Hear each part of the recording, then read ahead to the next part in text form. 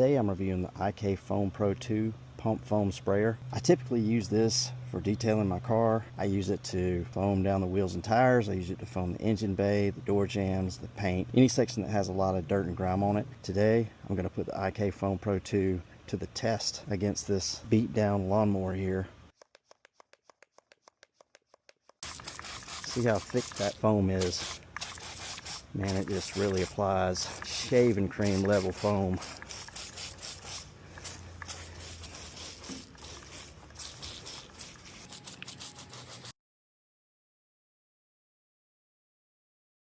It's like Christmas in July. Just start scrubbing here.